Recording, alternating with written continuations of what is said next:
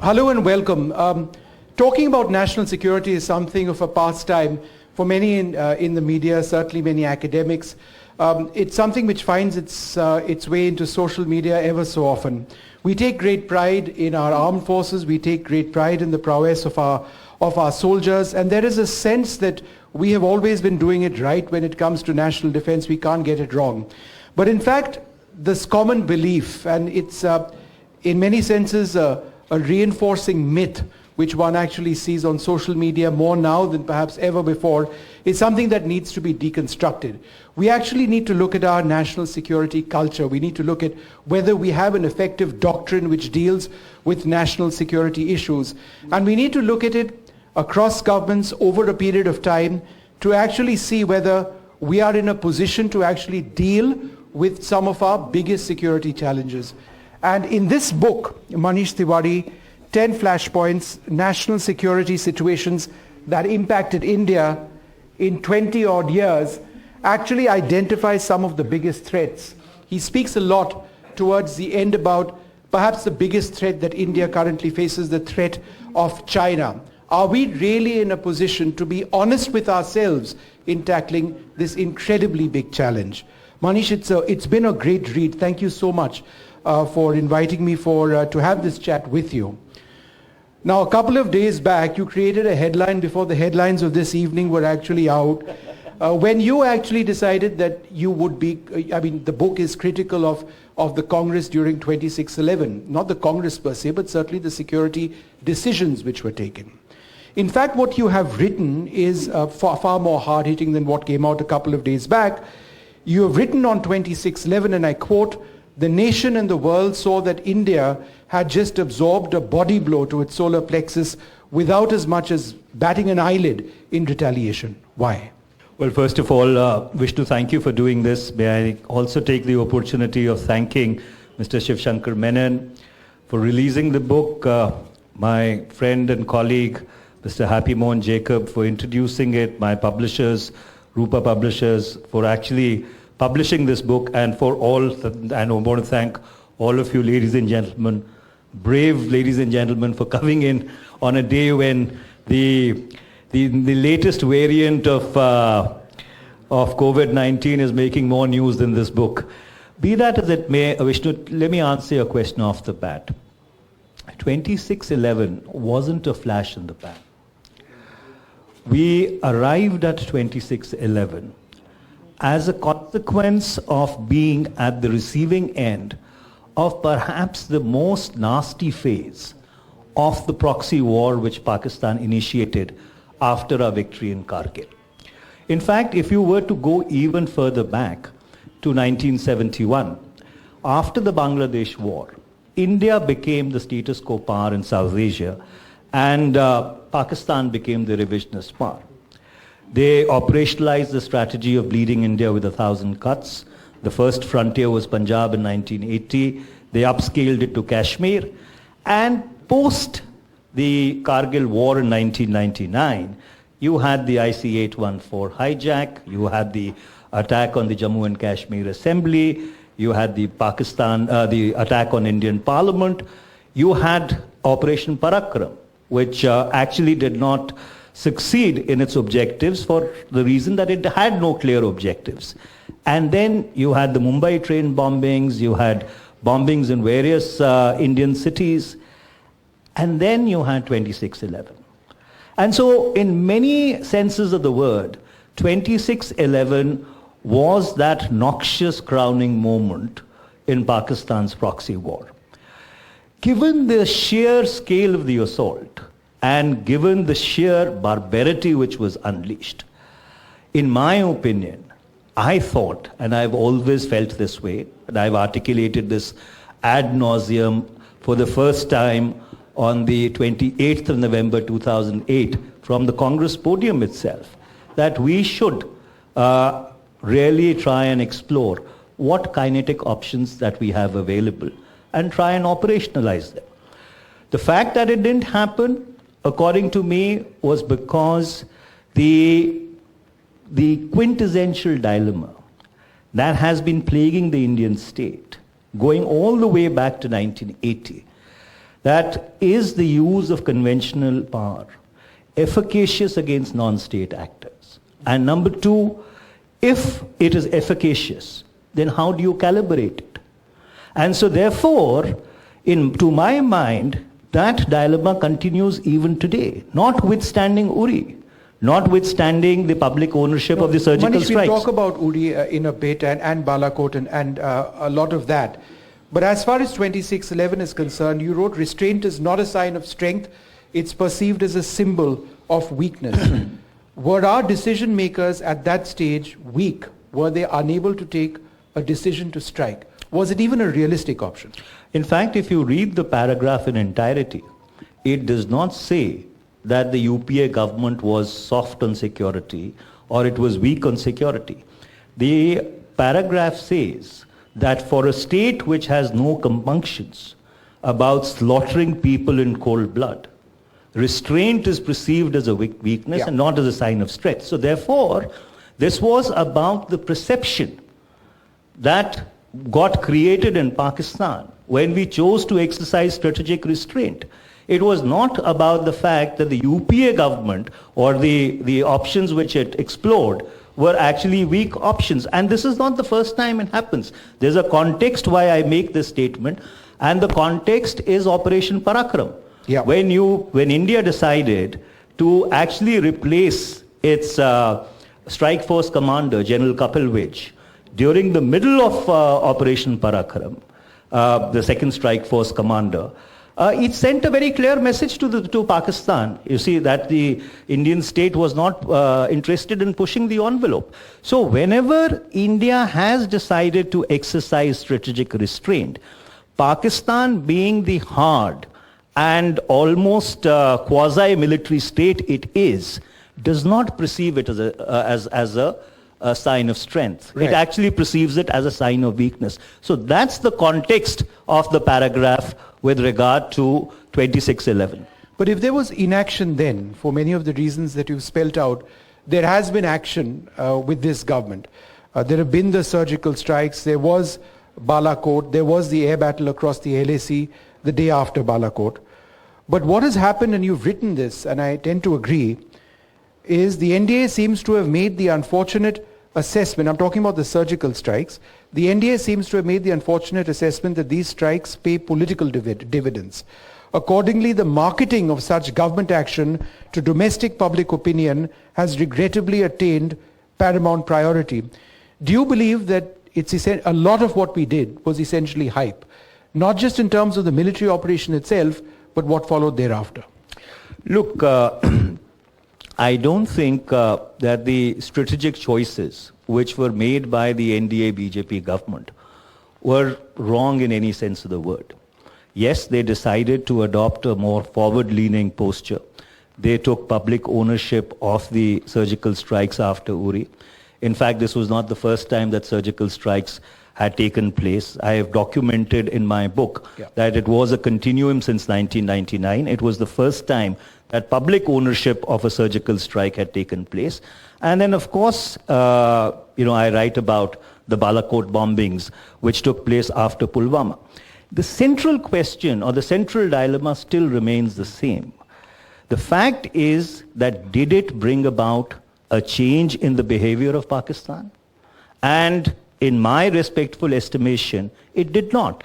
Because if the Uri surgical strikes had brought about a behavior change in the deep state of Pakistan, then Pulwama wouldn't have happened. Right. And Jaish took ownership of Pulwama right after the terror attack takes place.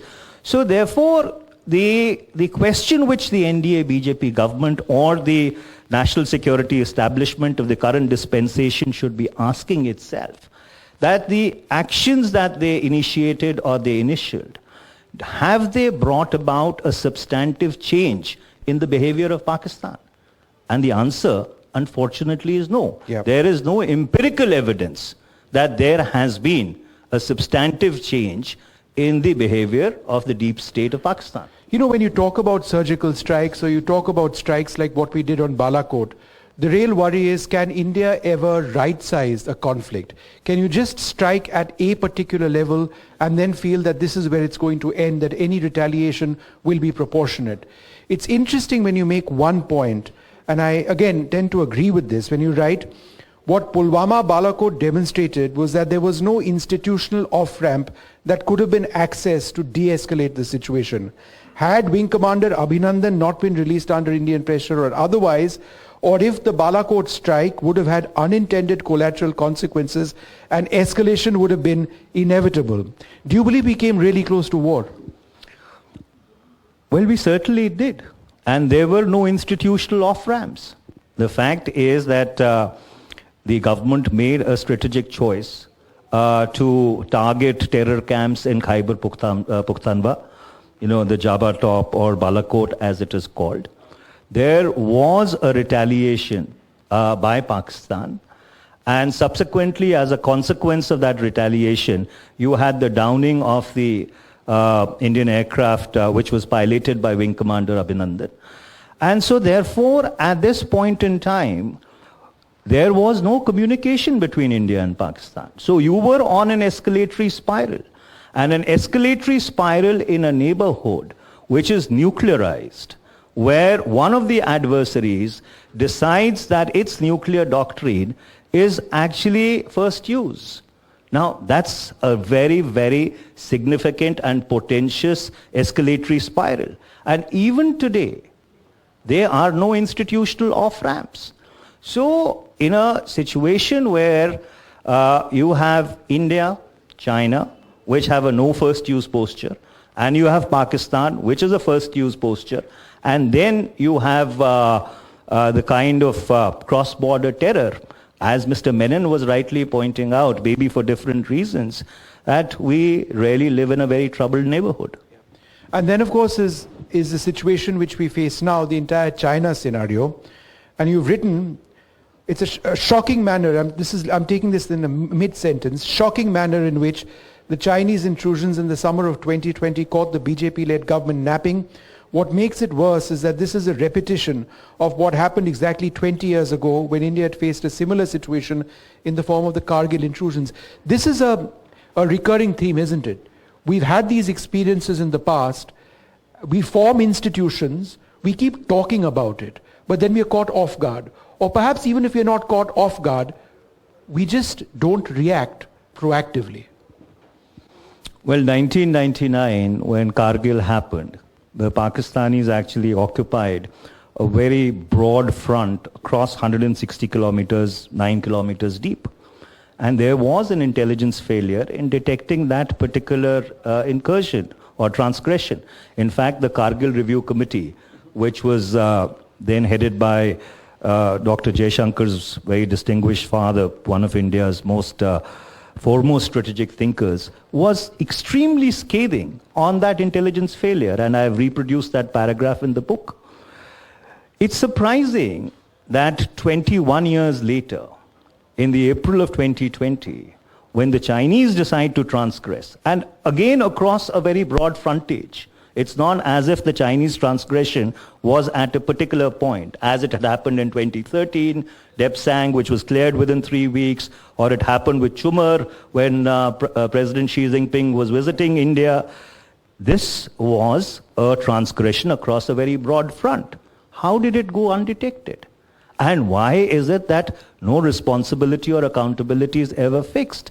The tragedy is that we are having this discussion on China at this book launch for the last almost 18 months in Parliament. There has been not one substantive discussion on the situation along the LAC in eastern Ladakh and now in Arunachal Pradesh. Have you attempted to ask the government questions on China in Parliament? Well, every question that I have asked of the government on the Chinese transgressions has been refused in the name of national security. So therefore, it is not Dr. Subramaniam Swamy alone that they have been very kind to, but there has been a kind of a blanket attempt that no discussion will be permitted in Parliament Our Deputy Leader of the House, Mr. Anand Sharma, is here.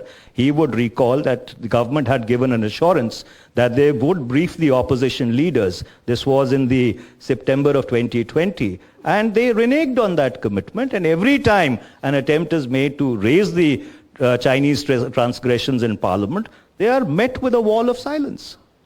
Would you say that the agreement of disengagement, because you've written about this briefly, that we reached as far as the Kailash Heights in the north bank of the Pangong Lake is concerned, have actually achieved very little, that we gave up a tactically important position, but we've still lost territory? Look, I think the broader question is, Vishnu, that China has settled 17 territorial disputes with its land neighbors.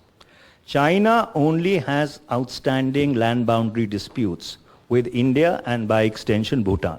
And now they are in the process of settling with the Bhutanese also, the Sino-Bhutanese talks going on. And Chinese have settled these disputes at far less than what their original claims were. So it begs the question that why is the Sino-Indian dispute not being settled, or why China is unwilling to settle the dispute? I think that's the larger national security question that we should be applying ourselves to, coupled with the fact that, as Dr. Happy Mohan Jacob was pointing out, and I have written in this book, that if India needs to surmount its internal developmental challenges, we require 30 years of peace on our periphery. We need to find a modus vivendi with Pakistan. We need to find a modus vivendi with China, as Deng Xiaoping was able to do it with China from 79 almost till 2012. We need to find that modus vivendi, otherwise we will not be able to do justice to our own people. Yeah. You've spoken on the uncanny parallels between 1962 and 2020, and it really doesn't augur well for us now, because the situation with China is far from over. Therefore, what happens next? Will anything further take place? I think that's a very real question. But here's another line from the book. A difference of 58 years divides the 1962 Sino-Indian border war and the current developments playing out between India and China in the high Himalayas. However, the parallels are spooky. Is it your belief that we are far from ending the immediate crisis along the LAC or the McMahon line? Well, it's my belief that the disengagement is a good step, that this disengagement is a step back. It is in the interest of both India and China. And I think that we should persevere and try and explore modalities and a modus vivendi where we are able to return to a pre-April 2020 position. I am not saying that India does not have the wherewithal to confront China if the push comes to a shove. But the fact remains is that given the state of our developmental processes, at this point in time, we would perhaps, or we should err on the side of caution and try and find that way out, which actually helps both countries to de-escalate. I think a peaceful Asia, a peaceful South Asia is both in the interests of India and China. And so therefore, from that perspective, the disengagement deal, which Defense Minister Rajnath Singh announced in Parliament, was a step in the right direction, and we should persevere with that. All right, Manish, this has been wonderful speaking to you. Thank you so much indeed.